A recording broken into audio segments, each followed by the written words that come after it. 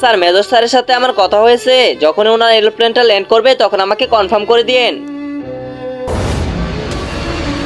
আরে বস, ওই প্লেনটা আমার মাথার উপর দিয়ে যাইতেছে। আরে যাইতে দে, মেজরের এটা শেষ জার্নি। এখন দেখ আমি কিভাবে এটাকে হ্যাক করি। আরে স্যার, মনে হচ্ছে এই প্লেনটাকে কেউ হ্যাক করে ফেলেছে, এখন এটা আমার নিয়ন্ত্রণের বাইরে রয়েছে।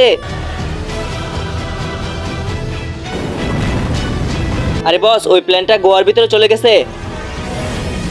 আরে ভাই, আমাদের মেজর সাহেব যে লোকেশনে যাওয়ার কথা ছিল না, ওই লোকেশনে যাওয়ার পৌঁছানোর আগেই হঠাৎ করে তার লোকেশন গায়েব হয়ে গেছে। কি? আরে ভাই চল, যেই জায়গা থেকে লোকেশন শেষ পর্যন্ত গায়েব হয়েছে ওই জায়গায় গিয়ে দেখে আসি। ঠিক আছে চল।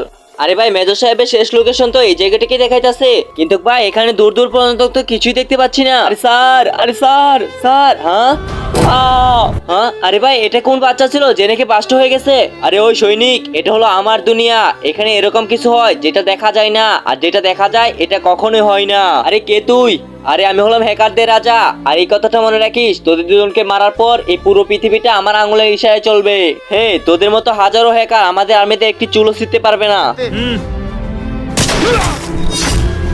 হ্যাঁ? আব্বে, তোর সাথে আমাদের এক গুলিতে ঘায়েল হয়ে গেছে, তোর কি হবে বল? আমাদের মেজর সাহেব কোথায়? আব্বে সৈনিক, এত তাড়াহুড়া কিসের? পিছনে চায় তো আগে দেখ।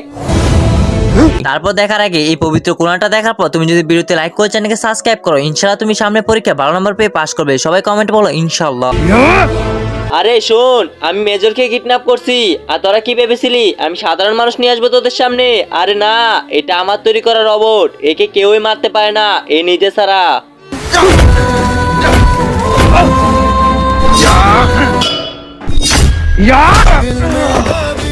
পার্ট 2 এর জন্য কমেন্ট করো।